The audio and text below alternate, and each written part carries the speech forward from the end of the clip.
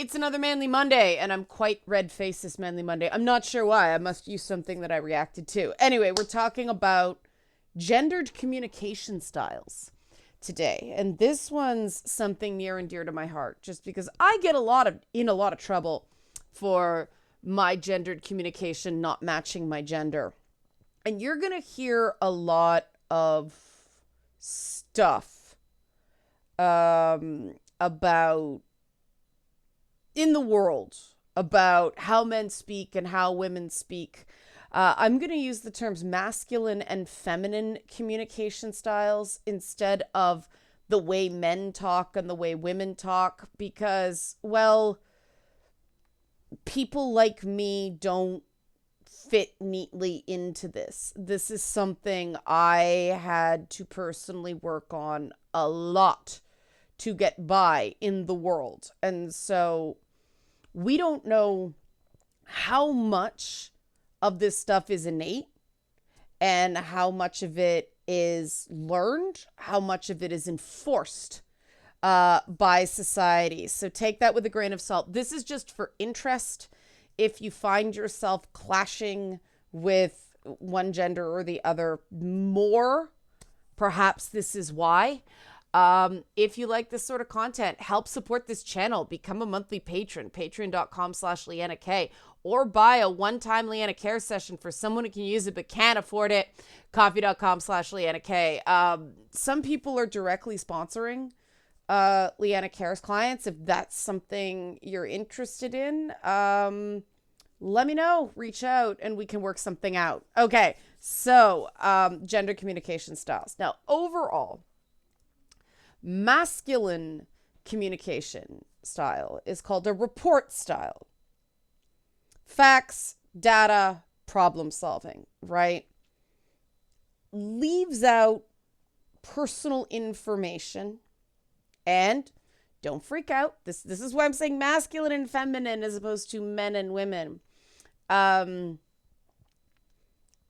masculine style of conversation attempts to dominate a conversation. And this is a code switch that I struggle with so much because I came up in talk radio, meaning you had to push your way in, very aggressive communication style. Everybody was trying to dominate. And then when I go into other communication styles that are more let people finish, I get accused of being bossy or pushy or trying to take things over, and I'm not.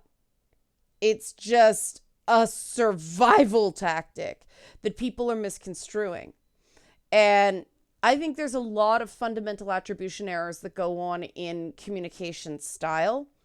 And it's something to consider not only when you wonder why a social interaction can go the way you thought it should, but also when you're judging other people.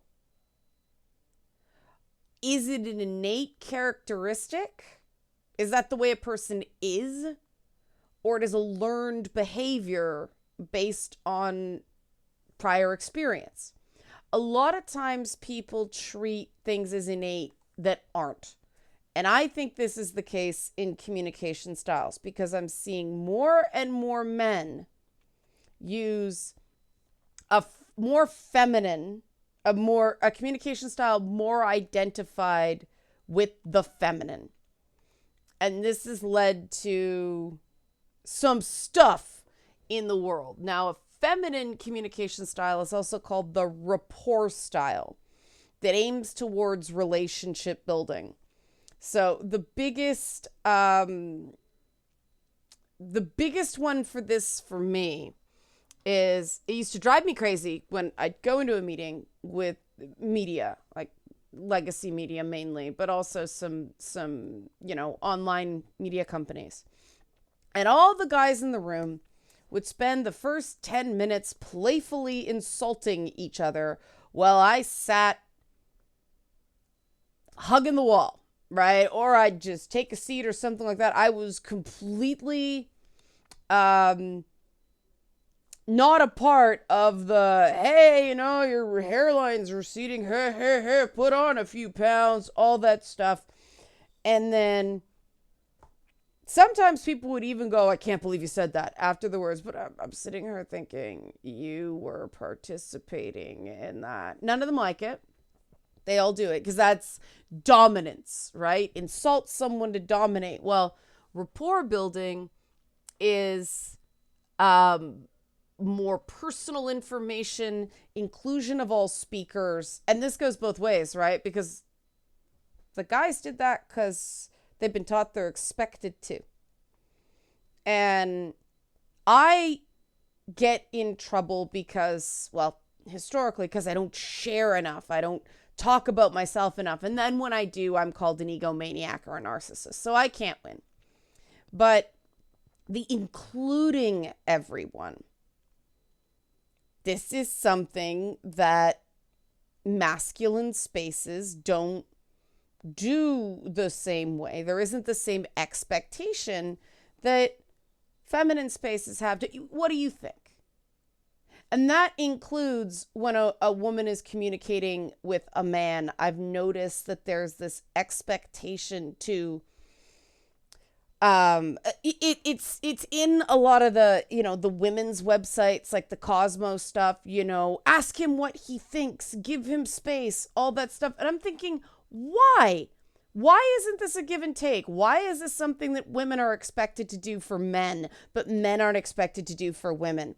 And that's something that, if you want to get a mature, dynamic woman to think more positively towards you, is something you might consider doing. Asking the women in a group, as well as the men who are more quiet, what they think. Actively include them in the conversation, because this is something that women are expected to do more than men, so women do it more, and so women are expected to do it more. And you know what? It's kind of tiring to be the one doing that. Now, it's one thing when I'm moderating a panel, right? If you're a moderator, that's your job.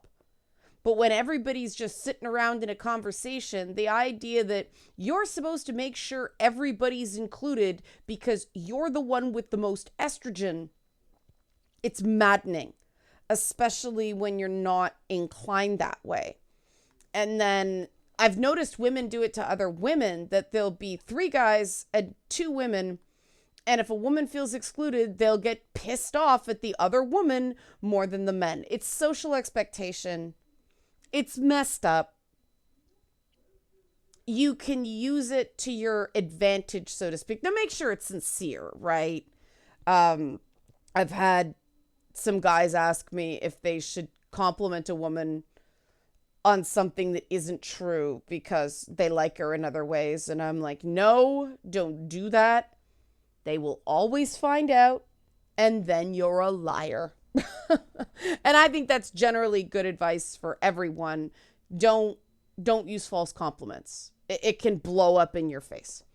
Always be authentic. It's good to be complimentary, but it's gotta be sincere. I don't say I think something's good if I didn't think it was good. That's just running headfirst into a brick wall. Now, communication styles aren't just about what you say. There are nonverbal cues that differ between normative genders. And I say normative genders again because this is the field of gender performance. It's not gender identity. Someone can identify as a man, and you may go, well, I do that when I talk about things women do more. Yeah, that doesn't mean you're not a man. That doesn't mean you're less of a man. These are just norms. Women are likely to do it more. Men are likely to do it less, so on and so forth. And I do think that if you think you should be getting better reactions from women, and right, because there's these some women, and society tends to center normal women. So, the typical stereotypical hot girl wants a guy to be a man, and this one girl that people think is hot likes this in a man. Oh, this is what all women want. Not true. If you want a typical woman, typical women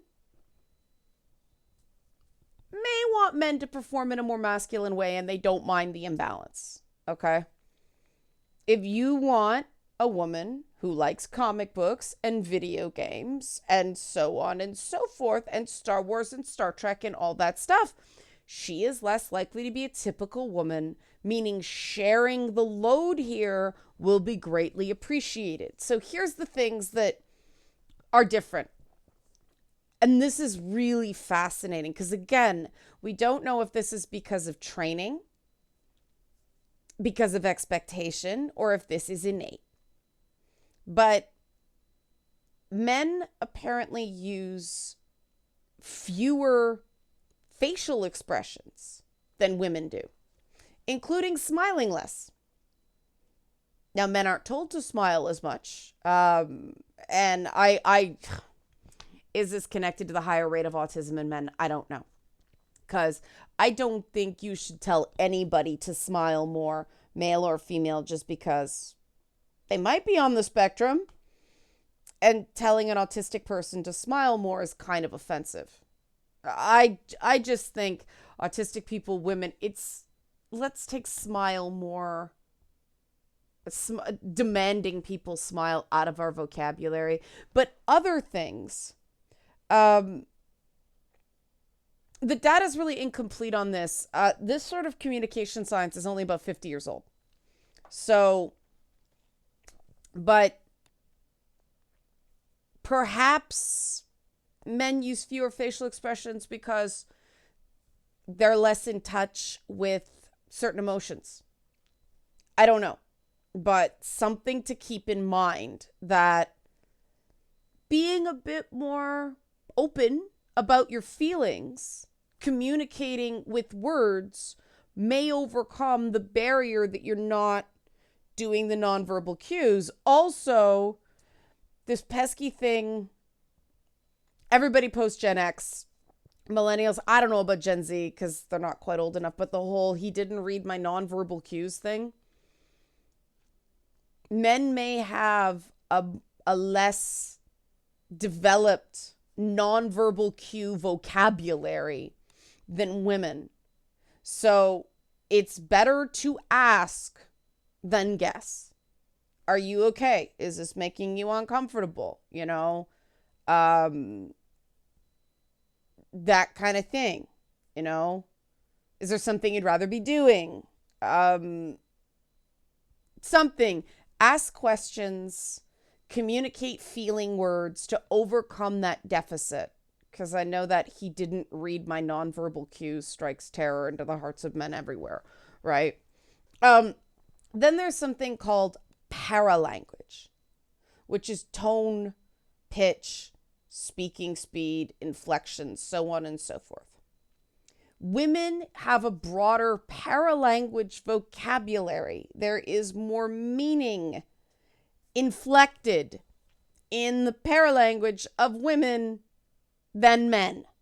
Now, this, if you're wondering, why do women like musicians? Why do women like actors? All that stuff. Well, actors are certainly trained in enhanced paralanguage, right? You're trained to be much more conscious of how you move, how you speak, what your voice does. And so, you know, men in the arts likely have more facial expressions, more paralanguage, which may be why they're seen as more charming and charismatic to women. Physical space. This is... I put up a thing on Twitter a while back about the urinal game in The Rest of Life. And I took so much shit for referencing I'm not gay space that men put between each other. But science shows men will stand closer to women than they will other men. Don't yell at me. It's science. Men apparently also prefer speaking face to face, though. Again, if someone has autism, not so much. Women are just as comfortable speaking side by side. Um, Women, and this, oh my God, this is when the world being fucked up starts making sense. Remember, I said that men will stand closer to women than other men? So there's a gendered personal space difference. Well, women are more comfortable being closer to other women than men. Do you see what may go on here? What's comfortable for a man in a woman's presence may not be comfortable for a woman in a man's presence, and you can't judge what her comfort is by the way she stands next to another woman. Interesting stuff, huh? And is this fair to anybody? Fuck no. That's the whole point. This is why I'm giving you this information so you can be more aware. Because the number of times I happen to be a big personal space bubble person for people I don't know well, in part because I tend to spread out more like a dude. Part of it is because I have back and hip problems, but I like to be big space. Now, in part, it is theater training that you're taught to not curl into yourself. So shoulders open, chest open, right? It's better for the lungs, it's better for the projection, everything. So I'm like, hey, jazz hands, more than most women. But every time, and women don't do this to me, only men do this to me. This is not a judgment, this is just stating. Why are you so far away? Don't you like me? I hate that. Hate that. Because men don't do it to each other. Just women. And it's like, treat me like a dude. We'll get along better. But then there are those things that I have to keep in mind, that being socially educated through feminine spaces means I think things are rude that men don't. Because if a woman does it to another woman, it's rude. So I've been trained not to do it. So if a guy does it to me, even though he does it to other guys, I see it as rude. Do you see the fucking problems here with the way the world has fucked us all up? I hope you do, because I do. The way masculine communication versus feminine communication uses touch is different. Women use touch to reassure or build a connection, touching an arm to support someone. Masculine communication uses touch as a show of dominance, back slaps, shoulder nudges, right? And we've seen this. Now, when you do improv comedy, especially in dinner theater, they actually teach you to use touch as a sign of dominance. And I completely freaked out a LARP I was NPCing once, because I put my hand on someone's shoulder, just an improv dinner theater act. Hey, sir, how you doing? Right? And you're taught to do that in interactive settings, because you're less likely to get punched by someone if you do it, but it's also giving everybody else the look over here, something's happening. But apparently people were so freaked out that I used physical contact to control the space. The convention got complaints. Now, they didn't care. They thought it was hilarious, but that's a sign of when more masculine communication style. And the character I was playing was a very dominant character, so it made sense, right? But yeah, it really freaks some people out. And because I work with a lot of people on the spectrum, I'm not outside those roles, because that's a character, just as me, I'm careful about touch. I'll ask if I don't know someone well, because some people are not okay with being touched. But yeah, I find it interesting that they've actually documented. So be more aware of that. I don't expect some of the, shyer guys are going to go around trying to dominate people with touch. But don't watch other guys for cues that way, because If you don't have that paralanguage, you may not notice that when a woman stiffens up when a guy puts his hand on her shoulder, that's not good, right? She may go, ha ha, at his jokes, but it's not a real laugh. It's a forced one, right? If you're not fluent in paralanguage, you may miss these signals. So yeah, in general, don't touch people you don't really know well. And again, if in doubt, ask, right? And be sincere about wanting to know. More information is always better than less. That's what I learned about communicating when I was getting into problems, because less feminine communication style. So now I add more information, like starting something off if I think it may accidentally come across as critical or bossy, or dominant. It's like I'm asking, not telling here, because I tend to speak in that rapport style, right? Now, there's research on eye contact that goes against the research on physical space, because women are comfortable speaking face to face and side by side, but women use eye contact more to connect, to show they're engaged and listening, than men do.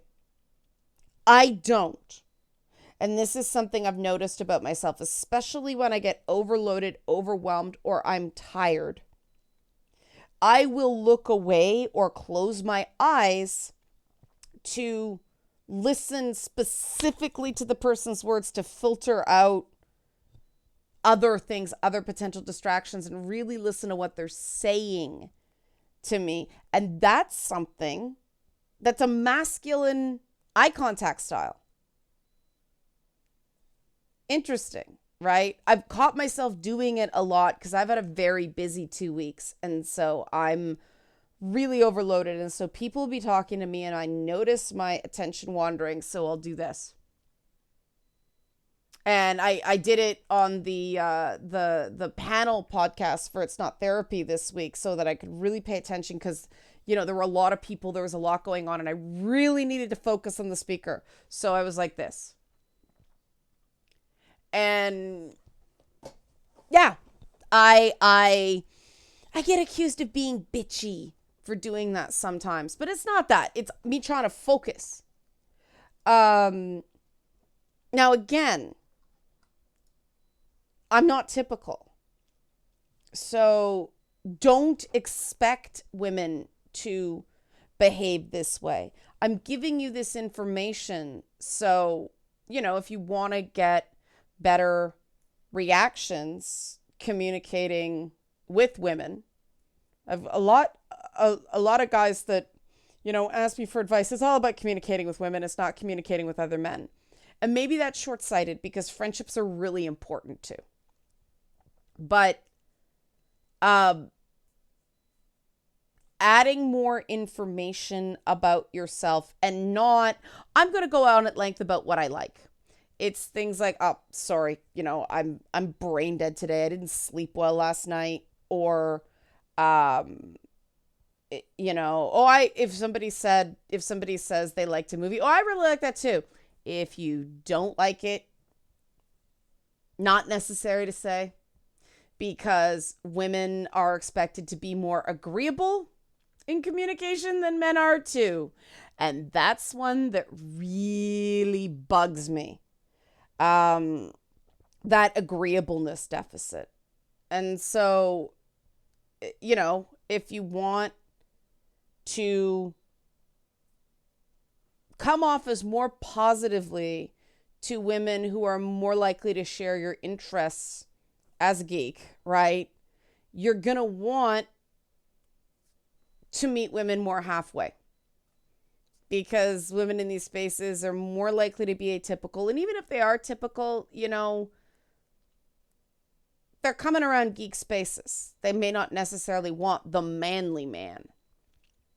And if that's not your style anyway, it's better to project who you really are than who you think the world expects you to be. Trust me, it will go better. Don't be someone you're not.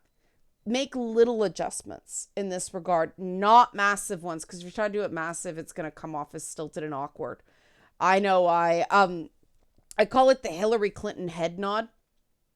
Hillary Clinton is profoundly introverted, and she's apparently an INTJ, like I kind of am. I some tests I got INTJ, some I get INFJ, which is even rarer. But she's apparently an INTJ, and someone has clearly trained her to seem more interested when people speak. And so she has this very noticeable affectation that she will look like laser at someone and constantly nod her head. And it's not the, you know, the way someone would have, okay, affirmative, that sort of expression that people aren't really aware. It is a conscious act. Her head's going like this. And that's what happens when people force you to communicate in a style that you're not freaking comfortable with. And I don't know why they made her do it, because it makes her come across as creepy and robotic and unlikable. And whoever did that fucked up. And I think it would have been better if she was just her instead of, but apparently when she started as a senator, she had to be more feminine to get a better reaction. So that led to that. And then you get in front of a camera where everything gets pulled off, and she looks like one of those dogs that people used to put on their dashboards, It's an affected thing. It's conscious instead of being natural. And so making little changes, like this is what I did, a little asking, not telling, or sometimes if I'm afraid something's going to come across the wrong way, I will say, don't say no offense, but, okay, I'll say, I may completely fuck this up here, but I'm going to give something a shot. And what I find whenever I do that, people they're curious, right? Like, all right, because that's a bit of a vulnerable moment, right? And that's that rapport building thing. And so the best thing to do is balance communication styles so you're reaching the maximum amount of people. So, a certain amount of facts, a certain amount of data, ask before you offer a solution. That's something I do too. When someone's got a problem, I ask, are you looking for advice here? Or are you looking for a potential solution? Or do you just want somebody to listen? And then they answer. But yeah, all facts will shut you off to one group of communicators. All anecdotes can make you seem somewhat self-absorbed. And because that's what I got. I went so into the, anecdotes, personal information. I hate talking about myself. So I went so the other way that people are like, oh, she's really a narcissist and all that stuff. And it's like, I score ridiculously low on the narcissism index. Like, I could do with a little more narcissism. So I have to fake it to an extent. And it's fake. So it doesn't go well. And so that's why my North Star in communication is be sincere. When I can be enthusiastic, I am, because it's sincere. Like, oh my God, this is really great. Right. But there is a benefit to agreeing when you can, being more vulnerable in conversations so that it doesn't seem all one way, and getting over that, well, oh, nobody cares. If you want people to care about you, you have to show you. But again, women are more rapport building. But just because women have more of a rapport communication style doesn't mean they want to do it all. it means a lot when somebody's trying to meet halfway.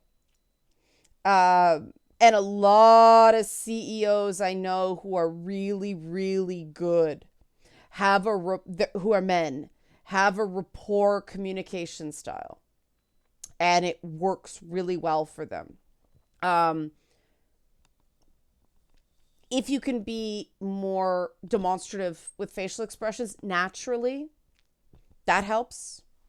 Tone, pitch, speaking speed all have meaning, especially to people from a more feminine point of view.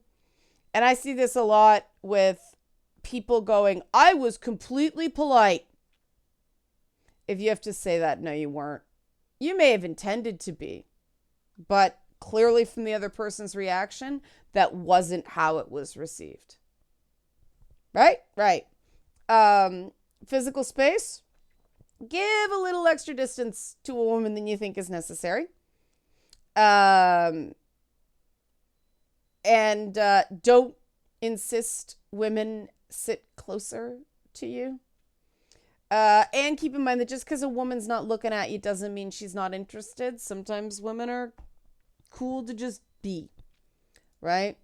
It's weird because a lot of the guys I know, and it could just be that I know a lot of autistic people, so my sample size is not accurate, but they're just good to be there. And maybe because I know a lot of introverts too. Introverts is sort of being alone together, is hanging out. And so them sitting here and me sitting here, it's not disinterest the way it is with normies, I guess. I don't know. And then, not the touch, supportive, not dominant. Unless someone says they like dominant, but you're in like Flynn by the time you have that conversation. And a little more eye contact isn't bad. Not a lot, because then it can be, creepy, right? But a little more, like, okay, this feels a little uncomfortable, hold it for a second or two, and then it's okay to break it. But work up that tolerance so it's natural for you. Because one of the other things they've actually found, and this is just the reporting, this is not me, this is not my opinion, I'm just reporting the science. Men are less good at paying attention than women are as groups. And it could be because there's all this other dominant shit going on. You're not paying attention to what the other person's saying. But men are less good at reading and sending nonverbal cues. And it's that nonverbal cues thing that, again, gets people into some trouble. So if you pay a little bit more attention to that, you might get better results. Right? Worth a try. Okay. Help support this channel. Become a monthly patron. Patreon.com/Leanna K. Or buy a one-time Leanna Care session for someone who can use it but can't afford it. Coffee.com/Leanna K. I lost my train of thought there. I am so fried. Thanks for watching Manly Mondays.